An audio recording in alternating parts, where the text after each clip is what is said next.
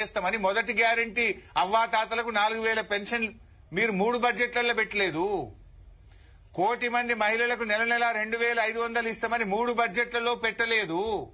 మహిళలకు మోసం, అవ్వాతాతలకు మోసం, రైతులకు మోసం, నిరుద్యోగులకు మోసం, విద్యార్థులకు మోసం, రాష్ట్ర ప్రజలందరినీ మీరు మోసపు చేసిండ్రు గనక మీ మోసాన్ని తెలియజెప్పడానికి బడ్జెట్ పుస్తకాలు చింపి నిరసన తెలియజేసినాం. చెవులో పూలు పెట్టుకొని నిరసన తెలియజేసినాం. ఇంట్లో తప్పెట్లయితది? మీరు ఎవరి చెవులలో పూలు పెట్టిండ్రు? ఇప్పుడు మీరు 6 గ్యారంటీలు 100 రోజుల్లో అమలు చేస్తామని చెప్పి మీరు కదా ప్రజలకు చెవులలో పువ్వులు పెట్టినారు. మీరు కదా ప్రజల్ని మోసం చేసినారు.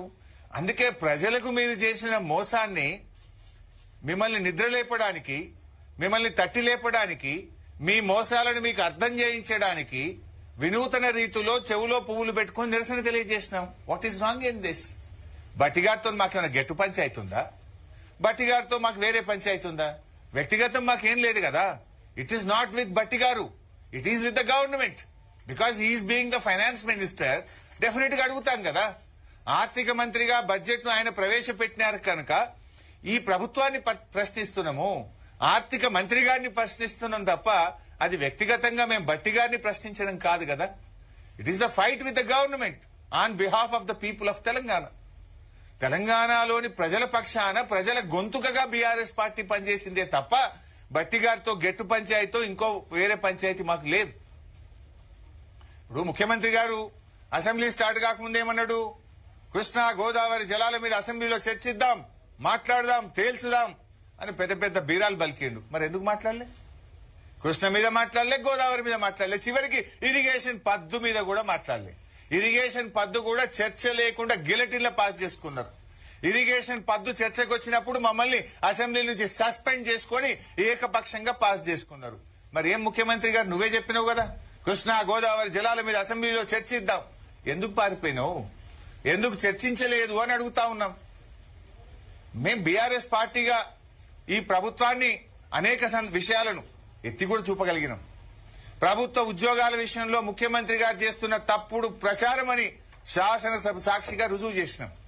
మేం బీఆర్ఎస్ పార్టీ ఒక ప్రశ్న వేస్తే మా ప్రశ్నకు శాసనసభలోనే ప్రభుత్వం సమాధానం ఇచ్చింది.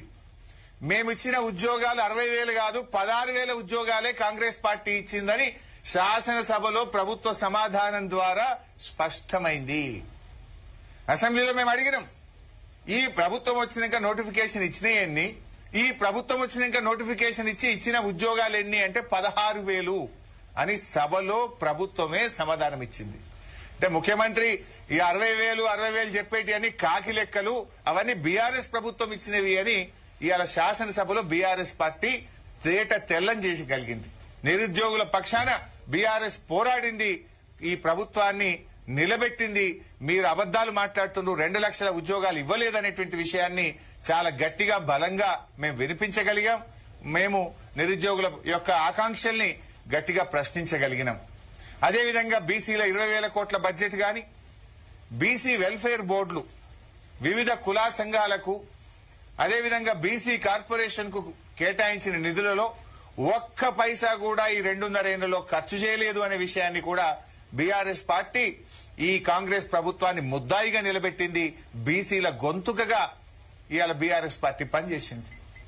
అదేవిధంగా దళితుల మీద కూడా రేవంత్ రెడ్డిది కపట ప్రేమ అని ఎస్సీ ఎస్టీ సప్లాన్ నిధుల ఖర్చు విషయంలో కూడా స్పష్టంగా బహిర్గతం చేసి ఎస్సీ కార్పొరేషన్ కు కేటాయించిన నిధుల ద్వారా 2.5 సంవత్సరాల్లో ఈ రాష్ట్రంలో ఒక్క దళితుడికి కూడా ₹1 ఇవ్వని వైనాన్ని కూడా బయటపెట్టి ఈ ప్రభుత్వాన్ని ముద్దాయిగా శాసనసభలో బీఆర్ఎస్ పార్టీ నిలబెట్టగలిగింది. మొత్తంగా మీరు సభలో చూస్తే కాంగ్రెస్ పార్టీ పాలసీలను గాలి కొదిలేసింది. రేవంత్ రెడ్డి గారు పాలసీలను గాలి కొదిలేసిండు. పహల్వాన్ల భాష మాత్రం మాట్లాడిండు. ఒక ఆయన నిలబడవా పహల్వాన్ అంటుండు. అసెంబ్లీలో పాలసీలు ఉంటాయి కానీ పహల్వాన్లు, కుస్తీ యుద్ధాలు, కుస్తీ పోటీలు ఉండయి కదా. కానీ రేవంత్ రెడ్డి ఇదేదో కుస్తీల పోటీగా మార్చే ప్రయత్నం చేసిండు. కత్తుల కోలాటంతో తలలు తీసేస్తాం, సామాజిక బహిష్కరణ చేస్తాం అని కాంగ్రెస్ సభ్యులతోని ముఖ్యమంత్రి పిలిచి పక్కన కూర్చోబెట్టుకొని మాట్లాడించింది. మనం చూడలేదా? ముఖ్యమంత్రి గారు పక్కన వచ్చి వాళ్ళు కూర్చోవడం, పోంగానే వాళ్ళకి మైకొచ్చుడు, వాళ్ళు మాట్లాడుడిగా కత్తుల కోలాటంలో తలలు తీసేస్తామని ఒక శాసనసభ్యుడు అసెంబ్లీలో మాట్లాడితే అది శాసనసభన? దాన్ని ఎందుకో ఎథిక్స్ కమిటీకి రెఫర్ చేయవు? కత్తుల కోలాటంతో తలలు తీస్తా అన్న సభ్యుడిని ఎథిక్స్ కమిటీకి రెఫర్ చేయవా? సామాజిక బహిష్కరణ చేస్తామని మాట్లాడిన సభ్యుడిని ఎథిక్స్ కమిటీకి రెఫర్ చేయవా? రేవంత్ రెడ్డి ఈ 2 ఏళ్ల 3 నెలల్లో